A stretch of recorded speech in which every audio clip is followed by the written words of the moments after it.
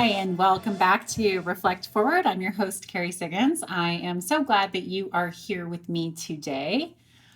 I have been embarking on my no negativity journey, as I talked about in my last episode. And it has been an interesting journey and experience. I have learned that a lot more negative things come out of my mouth than I even realized, and I want to change that behavior, that habit. And I also learned that it's fairly easy to turn almost any negative statement into a positive one by using positive words rather than negative ones. So I've been working on that, and it's not easy. But having that intention and being very conscious about the words that are coming out of my mouth are certainly helping me feel better in the crazy state of the world these days. So I'm going to continue on my efforts to be more positive and keep negativity out of my language and only put good vibes out there. And I will share the journey as I go, and hopefully I can kick the habit of saying things that I really don't want to say that don't make the world a better place. Okay, I am very excited to introduce my guest to you today. Her name is Jamie Gorrono. She is a high school friend of mine. We have played volleyball and basketball together. I played softball with her sister. Her father was my hitting coach in high school on the high school softball team. We grew up in Montrose, Colorado together, small rural town on the western slip of Colorado. And Jamie is doing really cool things. And when I saw her latest in Denver, I knew I had to have her on the show because she is so inspiring and so personable and has so much great advice that I knew you would all really, really enjoy it. Jamie is a women's empowerment coach, and she started her business about a year ago. And it was after she experienced pretty severe burnout and a lack of self-confidence coming out of a divorce, and really feeling like she had to give her whole self to her children and her career and working hard and never showing emotion. And she finally said, "This is it. This is enough. I want something different, and I'm going to do something different." And so she has a new coaching firm called Jamie Gorrono Coaching, and she's going to tell us all about her story and share her experience and give all kinds of great advice to you on how you too can step out of your fear and move into creating a life that you love. Hang tight, and I'll be right back with Jamie.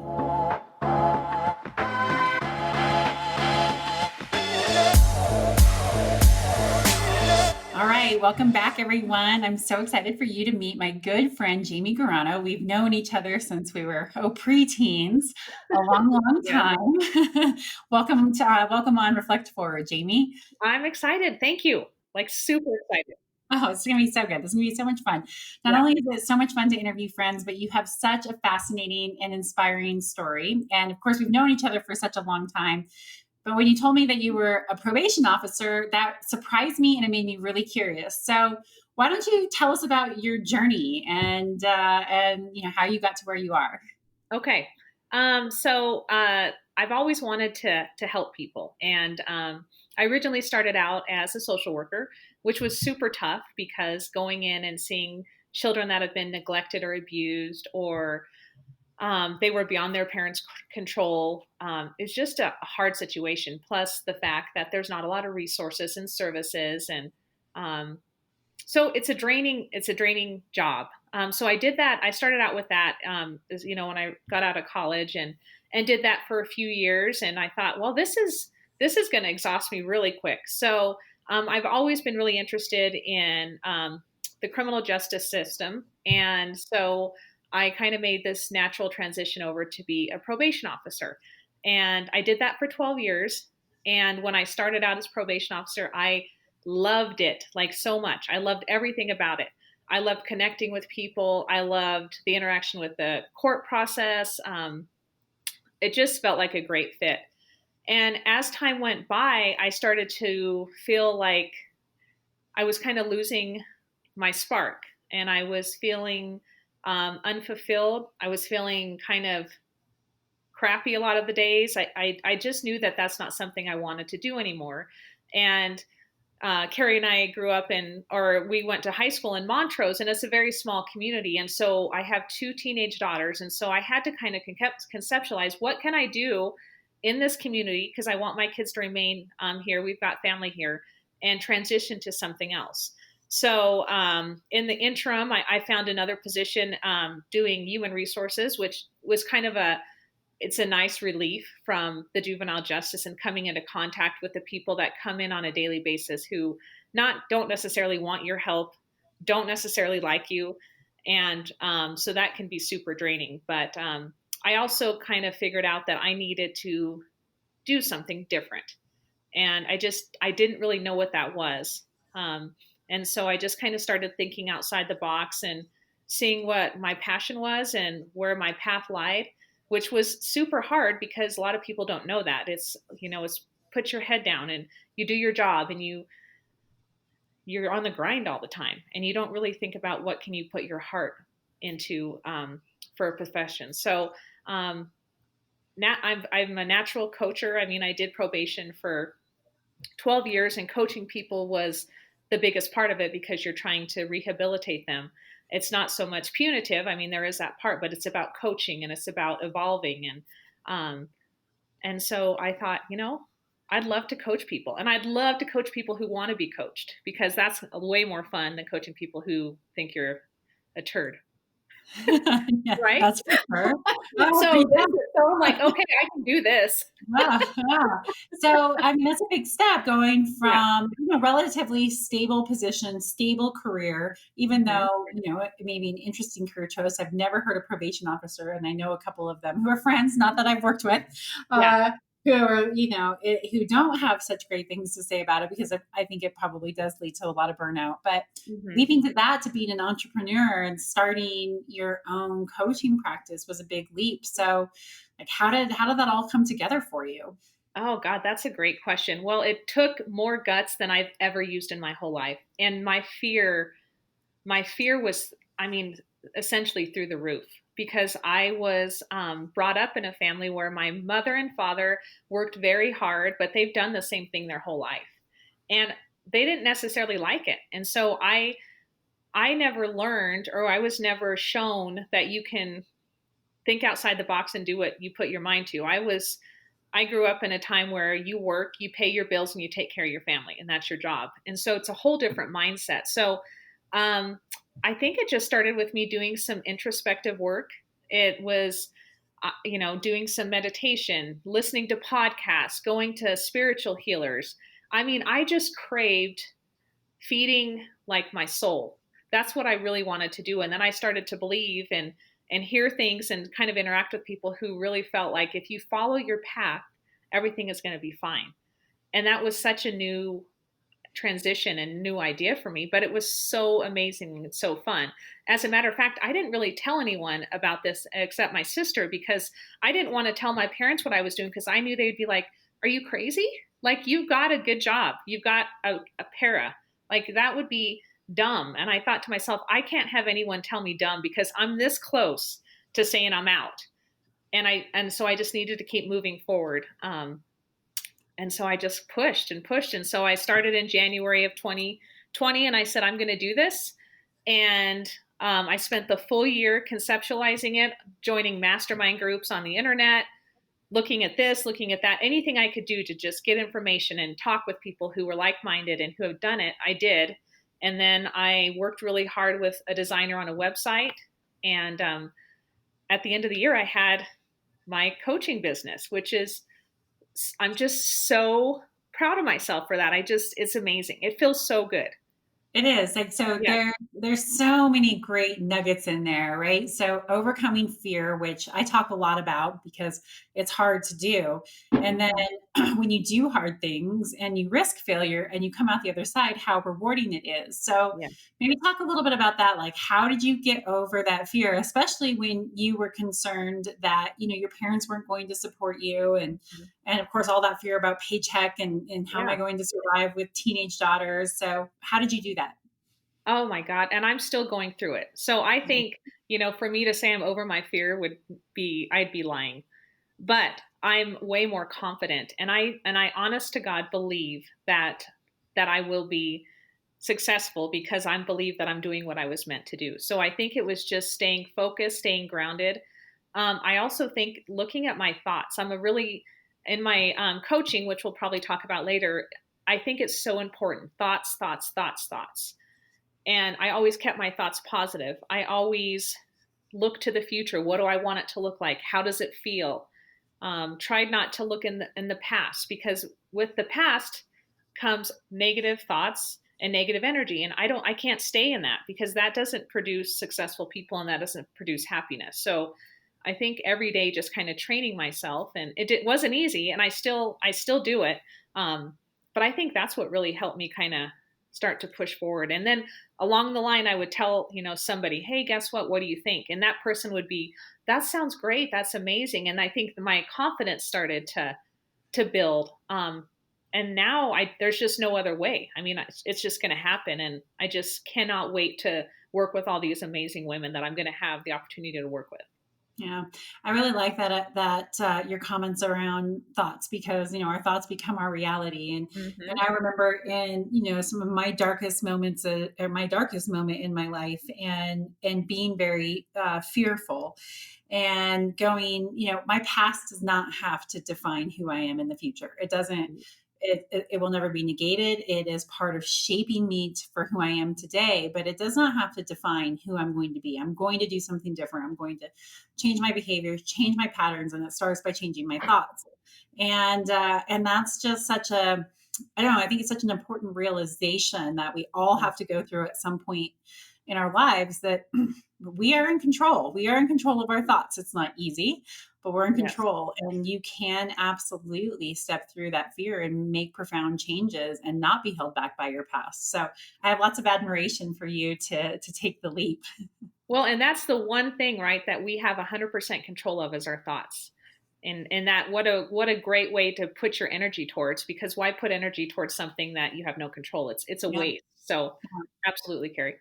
Yep. So in some of your videos that I've watched and on your website, you talk about the fact that we shouldn't stuff our emotions, right? So that we try so hard to keep persevering and pushing through, and not have the negative self-talk. But sometimes it's there, and sometimes those emotions do come up. So how do you balance that? Like, I'm going to persevere at all costs, but I'm also going to allow myself to feel what I feel, even if it isn't, even if it's messy, so to Right. speak. Yeah, that's a great question. I think my go-to is anytime that I'm feeling a thought, I ask myself, what would I tell my daughters if they came to me with this thought? Because the people that we love the most, our children, our family members, we're always going to show them compassion, love, support, understanding. And essentially, that's what we should be showing ourselves. So I always think about that. And that's been really helpful, because I love my children and I'm a great mom, and I just want to love them so much, and um, just be with them every step of the way. And why not be with yourself and love yourself? So I think that's probably, that to me is what really has kind of kept me going. Yeah, you're so right. We say things to ourselves that we would never say to another person, No, we can right? be like the biggest bitch to ourselves, like nasty. Yeah. Like, I would not want to be my friend some days. And it's like, what the heck? Yeah, I get it. So I don't, I yeah, don't know. do that. That's bad. I know. I know. All right. So let's talk a little bit about that. When you lack self confidence, and especially when you're feeling burned out these days, right? Those two things can combine to be a really dangerous, self destructive thing. How did you work through those feelings, and how do you advise your clients? And I think we all need to hear this right now. So please tell us, Okay. how do we fix this? So what I did was I looked at the thought that I was having. So some of my, and I call them negative or destructive core beliefs, sorry, DCBs, is that I'm not smart enough was always a good one, that I've done all my life. I'm not worthy. And with worthy came, I'm not worthy of love. I'm not worthy of nice things, that came with financial abundance.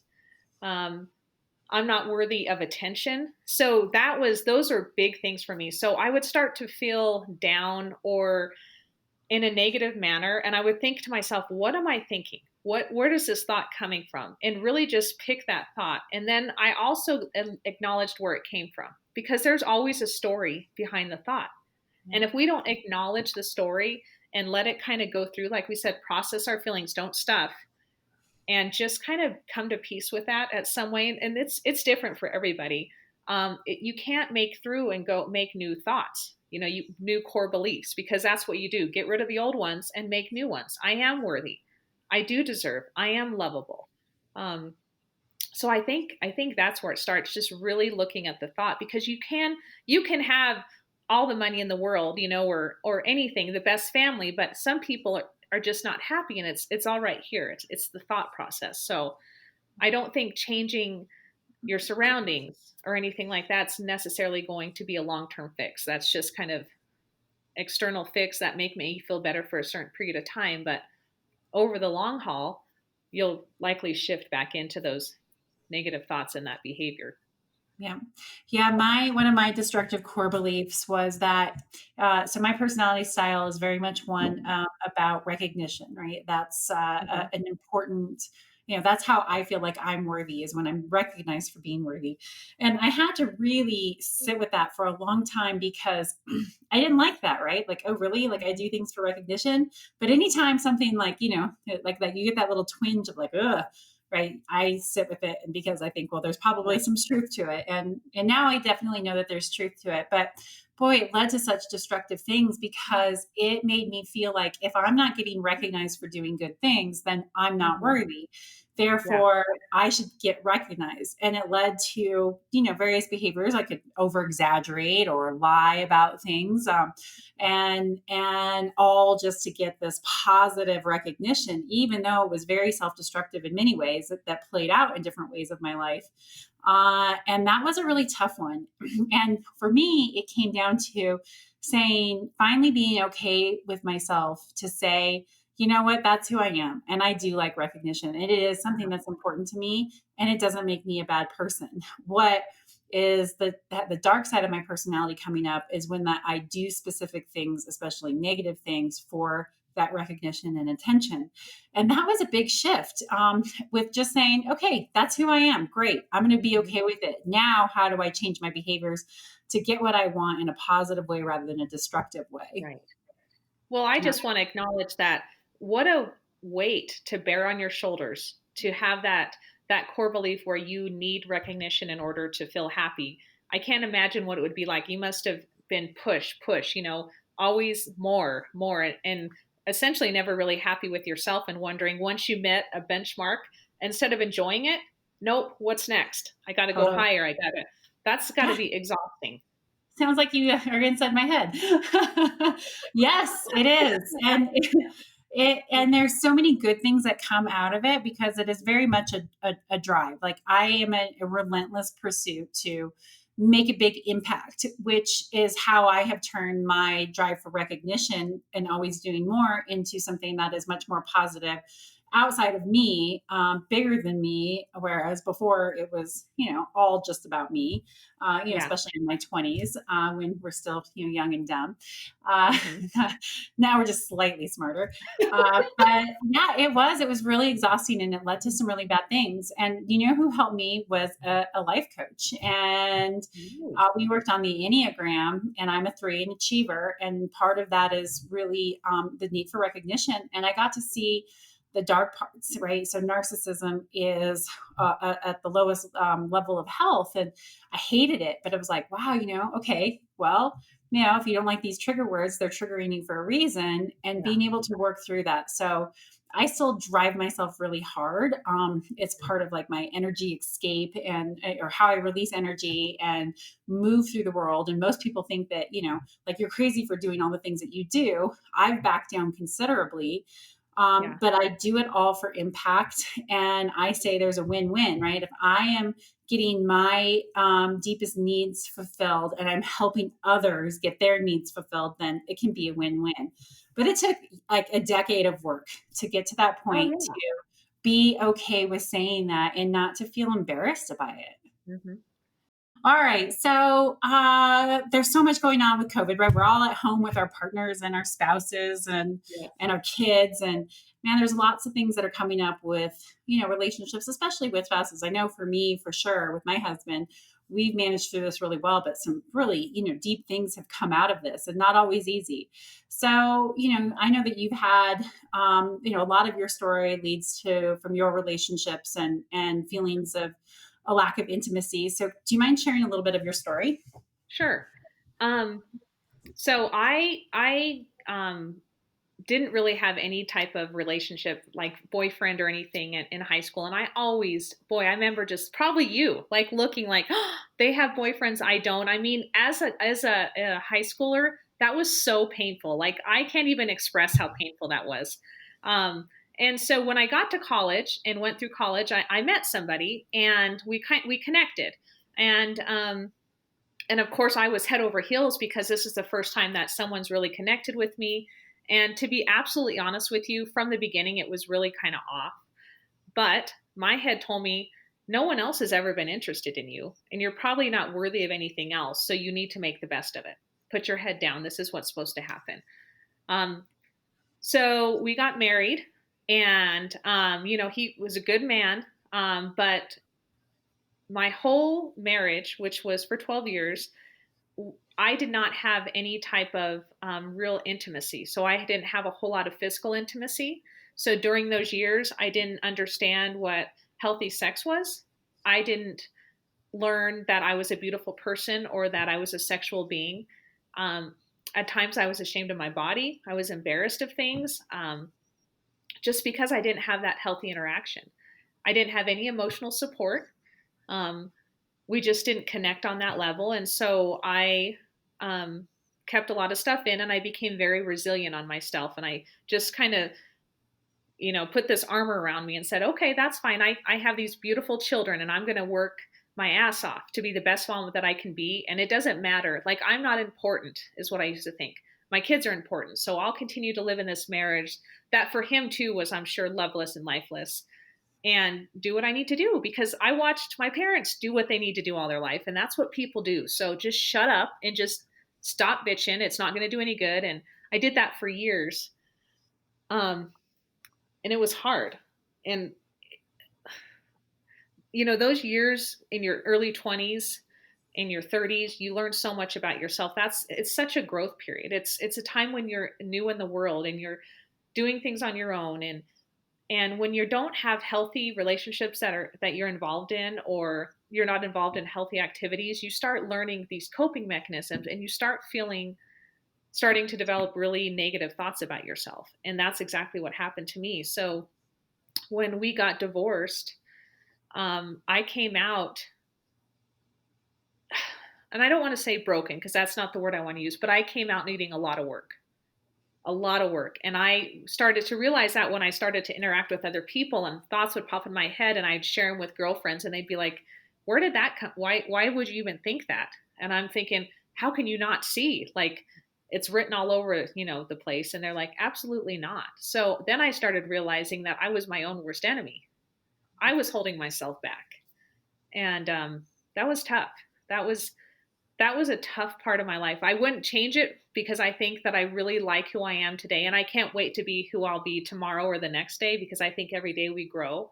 Um, but I do hope that as I look at my children now, we always want our children to be better than us, to be kinder, to be brilliant and wiser and heroic. I really hope that they do what their passion leads, and never feel like they have no other choice, just to settle. And I think essentially that's what happened. I think so many women feel that way. Yeah. Uh, we always put ourselves second or third or fourth, Uh-huh. whether it's in our marriages, certainly to our children. And so I think that's a really powerful message because whether it's I don't deserve it or I'm just not that way, Yeah. I don't need intimacy. And it's so not true because humans are such intimate and sensual creatures. But I think it's because no one teaches us this stuff, right? Hmm. You get sex education in class, which, everybody's just laughing at and giggling at and awkward. And some kids don't Yeah, even get that. There's no like how to build meaningful relationships and connections and why intimacy is important in your life kind of classes. And so, right. how many people just go through thinking like, this is just the way I am, or I don't deserve it, or, Hmm. whatever fill in the blank negative or destructive core belief they have. Absolutely. Or even the thought, I mean, perfect examples are the thoughts that I don't have the energy to change it. And so I'm just going to keep it. I mean, because it does take energy to grow. It challenges you. It's scary. And some people don't have enough self efficacy or esteem to say, I can do this. And not only can I do it, but I'm worthy of it. I mean, that's the bigger one. I am worthy to have to go through this door or this transition in order to come out on the other side. So that could be really tough for people and they just don't want to do it. Yeah. I was actually just having a conversation with my mom last night, and we were talking about the divorce from my stepfather, and even it plays out in the divorce from my father many, many, many years ago. But she told me I didn't leave him, even though I couldn't do it. I could not stay for another minute. I kept staying for another couple of years because I did not believe that I could take care of myself on the other side. And so I stayed in this relationship that was really unfulfilling and driving me crazy and making me question like my existence. Yeah. But it was mostly from the fear that I couldn't make it without, Yeah. this person in my life. And when she finally did it, she was like, it was amazing. In like 3 months, I was completely on my feet. I had my whole situation figured out. Everything that I didn't think was even possible, I was able to put together. All I had to do was have that initial conversation of, I'm done. I can't do this anymore. And I think that that's such a powerful reminder. Oh, I yeah. really appreciated her telling because so many of us think that we actually can't get through that door. We can't make it on the other side. We can't make it without our partner or our job or whatever is making us unhappy, and so we hang on to it. But it's amazing with like one just little small step how much shift you can make in your life. Is that what Right. you experienced? Yeah. Well, and I also think we put identities on ourselves. So we identify as I am a mother or I am a woman or whatever that is. And in our perception, it's like because we identify with that, that means that we can't go outside this box. Yeah. So, really trying hard not to identify with a certain characteristic or person, just I am me and I have infinite potential. And I am a mother, but I'm not going to identify with being a mother because I'm Jamie. I'm a warm, kind person who's looking to coach and connect with people and have wonderful times and try to be abundant and all this stuff. And I hear women say a lot, well, I can't do that because I live in a small town, or I can't do that because, I'm married, or I wouldn't be able to make it on my own. So that identity it's so hard. It pretty much traps you and it puts you in a box and it's really difficult to get out of it. Yeah. I remember one of those boxes that I set myself in my early on in my marriage, and it was that I was, and I was changing, which we all do, right? As we grow and we have experiences and our ideas mature and we learn new things, we all change as human beings, right? And not always is that in alignment with your spouse. And I remember feeling really guilty that my belief systems were morphing into maturing into something that was different. And so I kept trying to pretend that I Mm-hmm. was that old version of myself so that it was more in alignment. And boy, that was a very like self-destructive thing. It almost caused me to like end my marriage instead of just saying, you know what? I don't like that anymore. This is what I want. Yeah. Which Ryan was like, okay, great. Why didn't you just say that? Like, I Yes. spent all this time trying to like pretend because I was really ashamed that, what I said I had wanted before was different than what I wanted now. Right. So, how do you help women who are kind of struggling with that right now? Like, how do I have this conversation with my partner or significant other or my boss? Because I Mm-hmm. want something that's different and it's not alignment with my past. Yeah, that's you bring up two things. So one, I wanted to acknowledge that we all can change our mind.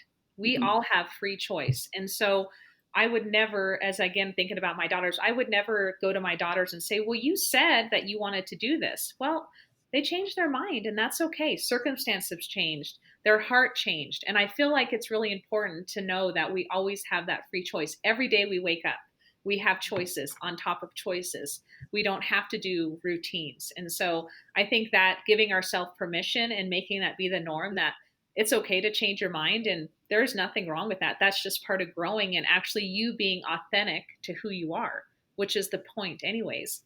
And I really liked what you said about your values changing, because when I was younger or in my 20s, my values were to be a really good mother. So to have that relationship, to try to kick ass at my job because I just wanted to be the baddest probation officer, this side of the Delta. And so those kind of things, I was really focused on that. So basically what I was focused on is trying to get gratification from putting my energy towards outside things. And then I started to notice, and it didn't really happen until my probably mid to late 30s, is that my values changed. And now all of a sudden it's important to me, although even though I'm still a mother of teenage kids, is to have spiritual growth. Like I would have never in my whole life in my 20s, I would have teased someone, oh, spiritual growth. I just know I would have. That was who I was. And now I can't get enough of it. And I think it's such a big deal. Like I love treating my heart and spiritually growing for whatever that means to me. And actually happiness is now a goal, where before that it was lucky if you got happiness, but don't bet on it. But now that's a priority for me. So that's a shift. And those things are about me. So I'm starting to be, for lack of a better word, more selfish. And I've never been happier. And I don't think I've ever been a better mother, friend, daughter, sister than I have ever been in my whole life than right now, because I'm taking care of myself. Yeah, So, that's so beautiful, and yeah. I completely agree with you. All right, so let's talk about these meaningful connections with people. I know Okay. that was a theme through all of your career, and what you're focusing on now. So, give us your thoughts on why developing these deep and meaningful connections is so important to living a fulfilled life. Well, I mean, I've always been a person that really enjoys connecting with people, and I mean at a deep soul connection. So, Mhm. um, when I have girlfriends, they last for long periods of time. And any type of connection I build, I want it to be authentic and honest, because we have to put on way too many masks day to day with our job, with when we're in the community, or whatever that is. And to put on that mask, we have to obviously we're acting in a manner that we believe that the person we're talking to or what we're doing wants us to. So we want to be perceived at the highest regard. And so to have like deep, meaningful connections with people that you can trust and take your mask off and just be you, I think is so important, because without that, you're exhausted and you're burnt out. And so when I think about a deep, meaningful connection, I just feel like someone you can just be you, a hundred Mhm. percent you. Um, is just so important. I mean, we all need that in life. It's to fulfill life at some point. So I think those can be really difficult relationships to find, especially when you're not ready to be you. So Mhm. maybe as we get kind of older, and start to mature a little bit and transition, and our values start to change, it's like when those connections really start to come out, because we're allowing ourselves to be vulnerable. And we love ourselves enough to say, well, if it doesn't work out, I love myself, and if we're not on the same page, that's okay. There's no big deal about it. There's not that pain and hurt that would come when you were younger with rejection. Yeah, I agree. All right, I want to talk about something that we talked about in the pre-show. I love interviewing, and I've been told my secret power is getting people to tell me things that they swear they're not going to tell me. So when you mentioned that you were trained in motivational interviewing, I was super fascinated, and I'd never heard that term. So, what does motivational interviewing mean, and how do you use it in coaching? Okay. So I got that training when I was working as a probation officer. So, like I said, the state of Colorado is really into rehabilitation. And so, through that, the communication is super important, because, as you know, people will change based on intrinsic. motivation. So I need you to get a job or you'll go to jail. So they might be like, sure, I'll get a job. But as soon as you take away that jail or we're done, they go back to old behaviors. So it's kind of taking a look at people and helping them make shifts on their own by asking questions and providing reflections so they start to question their own thoughts and beliefs so that they start to make intrinsic changes on the inside. So when you take away the outside motivators or circumstances, they're changing for themselves and not for people. Yeah, that's great. So how does it work? How do you do it? Oh, Do it on me. I hated this. I used to hate this so bad. I'm like, oh my God. They're like, use motivational interviewing. And I'm like, I don't want to, but I do it now with the kids and stuff. It's about reflecting, showing Yeah, reflection. Like I hear what you said, or, if they say something off the wall, you kind of agree with them in a way where they thought, did you just agree with me? yeah, You're just kind of using, it took a long time, but you're kind of using words and thoughts, um, body language to get them to start to question their own beliefs and also to agree to make changes. And so the best part is if they can decide what the change is going to be and then they hold themselves accountable, you don't really have to you don't do any of the work. So, yeah. and it sticks so much more. So if you Oh, can get yeah. people to come to that conclusion through asking the right questions and holding up the mirror in the right Yeah. light, then that aha moment is so much more powerful than you using more of a stick, a carrot and stick method. And I know you and I know me, we don't like people telling us what to do. So Wow. you could tell me like a fantastic idea and I'd be like, I'm not doing that. Hey, Jamie, you should, get some sleep tonight. Nope, I'm staying up all night. Just, you know, that's personality. I don't want to Yeah, be told what to do. Most people don't. yeah, So yeah. it's a different way. I love it. I love it. All right, a couple more questions. So, the name of this podcast is Reflect Forward, which has a lot of meanings to me, but I'm curious, what does Reflect Forward mean to you? Oh gosh. Then will you tell me what it means to you? Yeah, Okay, sure. fantastic. Because I don't know. So I love it, by the way. And so what I'm thinking of is a kind of a mirror. So I think about reflecting backward, looking at the past, and that's something that I don't think is that helpful, to be honest with you. And we talked a little bit about that. Mhm. Focusing on things that were negative or things that you did that you weren't proud of doesn't really help you grow. And so the reflecting forward, I think, is beautiful because it's like looking at the future, but envisioning it. What does that mean? What does the future look like? What do I want it to be?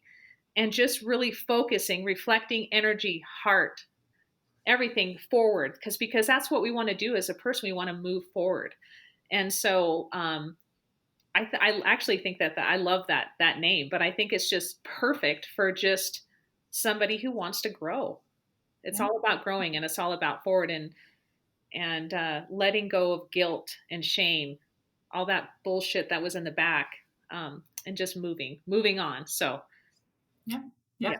Yeah, that's great. That's beautiful. yes. Now your turn. uh, All right. So for me, it comes from very much of the similar. It was back in 2006 when I was, kind of at that point of, am I going to live my life or am I going to die this slow, painful death? And it was in that moment of, profound shame of decisions that I had been making and the place that I was in my life, and actually just sitting there reflecting on that moment, not on all the decisions that had led up to that moment, but just sitting there in that moment going, is this really what I want my life to be like? Hmm. And in that moment, making the decision of no, and I'm taking action to change. And that's when I picked up the phone and I called a good friend of mine and I called my mom and I started my path to Durango and to where I am now. And so that's what it was for me. It wasn't trying to pick apart, and which I've done a lot of picking things apart so that I understand myself better. But in that moment, it was I'm reflecting and I'm making this change to move forward on an entirely different path. So that's what it means to Amazing. me. Yes. Yeah. Yeah. Love it. And it was a really good friend of mine when I was coming up with this whole idea of what I wanted to do around my leadership podcast. And I was like, I can't come up with a name. And, but this is what I want. Like, you have to reflect, you have to be like willing to like dig deep and understand and like, have deep self-awareness so that you can move forward. And she was like, well, reflect forward. And I'm like, that is perfect. Yeah, We were on the way from Uray to Durango. And so anyway, that's she awesome. nailed it. All right, final question. So what issues do you feel are most pressing for women today, and what advice can you give them? Oh gosh. I mean, I think the issues, to be honest with you, is just not being authentic to ourselves and trying to fill so many shoes, having so Mhm. many masks, and just trying to be so much for everybody else. So, I mean, the biggest issue is just not taking care of ourselves, not paying attention to ourselves, not being authentic to our heart and our soul. Um, Without a doubt, I think that's the issue. And I think also as we kind of get into that midlife, which I hate that word, but it's true, midlife transition, where we start questioning things, changing our mind, like what we talked about, is such a beautiful time and such a great time to start to reinvent ourselves. um, I think it's exciting. Like midlife can be like I'm so excited right now because I'm starting to reinvent myself, and I know other people can do it too if they want to, and I'd love to help them. So I just think for women just to know that they can. There's always the next day, and there's always the next step, and there's a lot of people out there who feel the same way, and we go through a lot of things that sometimes women don't talk to each other about because we don't want to be vulnerable or we don't want to seem that we aren't doing a good job. But I have a conversation with any woman and just have kind of a heart to heart, and it's like you're looking at her and said, "How did you know what I was thinking?" I mean, we there's just something. I just love women. I think we just connect on so many levels, and we're such a strong. I just, I'm just so proud to be a woman, Carrie. Me too. All right. So how can people find you? So you can find my Facebook page. It's jamiegorano.com. And oh, I'm sorry, that was my website. My website's jamiegorano.com, and my Facebook page is Jamie Gorano Coaching. So I have different coaching um, private groups that I'd love for people to attend, to come in just to be with other women as supportive community. I also have a 5 free day free workshop that I do. So if you're not quite ready to commit, you can join that workshop and kind of just really decide, am I ready to make this commitment and make this transition? So, and I know that women need to, in order to trust other women, you need time to kind of see what's going on and see what everybody's about. So I just want as many people as I can to get together in one place and just exchange thoughts and ideas. And when it feels right, it feels right. It's either a connection or it's not. So I just, want everyone to do the best that they can with what they have. Oh, absolutely. Well, Yeah, thank you so much for coming on the show today. It was so much fun it was fun. to talk with you, and it's exciting to see here, all these years after we graduated. I know. Awesome. All right, hang tight, everybody, and I'll be right back.